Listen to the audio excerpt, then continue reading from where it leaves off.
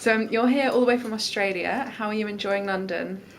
Look at this, it's beautiful and sunny. I feel almost disappointed because everyone was telling me how gloomy and dark and depressing London is, and it's actually been gorgeous. I feel quite ripped off. I want to go home and complain about it, and now I can't. And what's been your favourite thing that you've done? I've done a lot of shopping. Okay, so the book is a memoir of marriage and motherhood. It basically tells you everything about what it's like to live with the same person day in, day out for about 150 years. Having sex with somebody who you've seen naked about 1,000 times and seen on the toilet and washed their undies.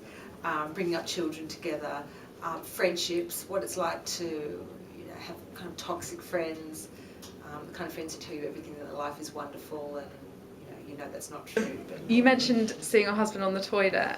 Yes, I have seen my husband on the toilet. Yeah, many times. You? Your husband? Yeah, no, I've never seen him on the toilet, thankfully. Are there some things you think you should never do in front of a partner? You know what, I thought there were a lot of things I shouldn't do in front of my partner, and I didn't do them for a long, long time, and it's, now after nearly 15 years of marriage, it's kind of all gone downhill, really. There's pretty much nothing that we don't do in front of each other, which is not necessarily a good thing. I think probably don't have sex with someone else in front of your partner, but apparently that works for some people. Really? So, yeah, just not for me. No. Okay, but it's good to experiment. Yes, but I would say probably not with having sex with other people. Yeah. If you're committed to staying in a relationship. Again, that's just a personal. A lot of men would not put up with the kind of things that I've written in here. He thinks I'm very funny, which is good, and he's actually very proud of me, and he's used to me just shooting off my mouth to complete strangers about everything from our sex life to the time when we threw fruit at each other during a particularly heated argument. So he's kind of used to it by now, so he wasn't as shocked by the book as some people were. So your husband's obviously one of the main characters of the book, but also your children are really important characters in the book. Oh yeah, very much so. Yeah. So my son, who I call Little Man in the book, is now nearly 13, and my daughter, who actually named herself Pinkler, it's not her real name, but she called herself that when she was, I think, about 3 years old, and she's now nearly 11, and little Boo, who's my third child, is 4. So I had a big gap between the second and third. Yeah. So all of your children, they have quite strong characters in the book. I mean, at what point do you think a child develops a character and becomes their own character? That's a great question, because I wouldn't have predicted this before I had kids, but in fact all of my children came out with incredibly strong personalities.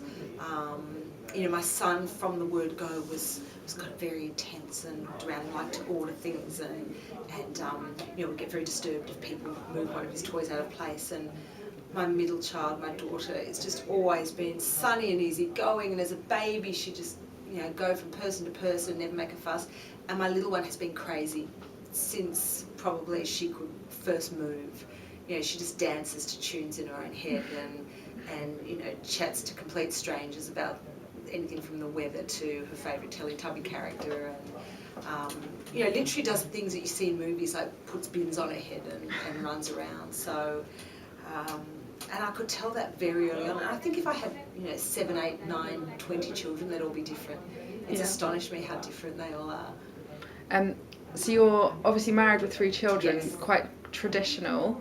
Yes. Would you say that you have quite a traditional view of marriage and motherhood? You know what, not necessarily. I mean, yes, it's traditional in the sense that my husband works longer hours than me. He works out of the home. I work from home. I still work, and I work a lot, but I work from home. But, we don't necessarily do things traditionally. All of our money is paid into my bank account, and I give my husband a salary. I'm getting rolled eyes from the person over here. He gets his pocket money every fortnight, and that's just because I'm better at handling the finances than he is. So that's how it works for us. Yeah. I know that probably wouldn't have been the case, for traditional marriages a long time ago, but that's how it works for us. He cooks. He actually really enjoys cooking. He doesn't do it that often because he works really hard, but he probably still does it more often than me, because I hate cooking. I hate it. I definitely do the bulk of the cleaning. Yeah. Definitely. and he drives a much, much smaller car. So in that sense, yes, very traditional. Yeah. Top cooking tips. I use a lot of frankfurts. I think you call them wieners here. Is that right? These frankfurters. Oh, maybe. frankfurters. Okay, frankfurters. So they're an excellent food. I think they're an entire food group in themselves. Really, you bung them in boiling water, and they can be served so many different ways. You can slice them, you can give them whole on a fork, you can put them in bread, you can put them with noodles. Occasionally, if I'm really adventurous, I might mash some potato on the side. So definitely that. For a dessert, I would recommend Nutella with a spoon. Occasionally, you might want to mix it with ice cream. So, I mean, you've got a successful career, you're a successful writer, and you're a columnist, and like as we've said, you do also have 3 children. How do you make that work? How do you marry those 2 worlds? My kids eat frankfurters a lot. Right. That's probably the key to it. Yeah. And I do very little ironing. How do I make it work? It's hard. You know what? Seriously, I feel torn constantly, and I think that's what every working mother feels like, and probably a lot of working fathers too. You know, when I'm working, I feel like I should be doing more with the kids, and when I'm with the kids, I want to be back at my computer finishing off whatever deadline, you know, I've got to finish. It's really hard. I write every spare moment I can, and when the kids are home, I try and focus on them. But as a result, a lot of things kind of get pushed by the by. So I might have, you know, bills piling up that I get to once a month, and occasionally may just possibly perhaps on the very rare occasion have had somebody from the electricity company knock on the door because I'd forgotten to pay the bill.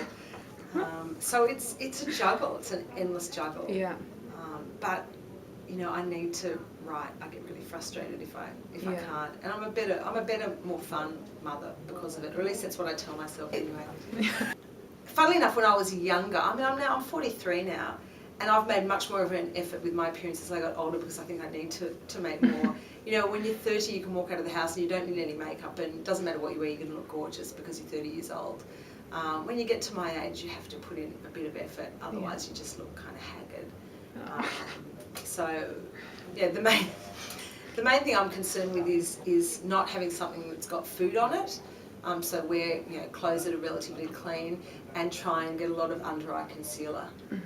Not quite enough because I'm still a bit jet lagged, but in general, they're my 2 rules for you know, being fashion forward. Yeah. And just to finish, as a woman of the world, what is your top tip in life? In life, wow. For me, because I'm also a very anxious woman of the world, and I would say try to take one day at a time, because otherwise, particularly, you know, when you're trying to juggle a career and you're trying to juggle a family and all the other myriad of things that we all have to juggle. I mean, all the information that's coming to us every day on the internet, and you know, life is just running at a very fast pace. And if you try, it doesn't mean that you don't kind of plan for the future, but if you try and think too much about everything ahead of you and all the tasks that you've got to do, it can become really overwhelming. So I really just do try and take things one day at a time.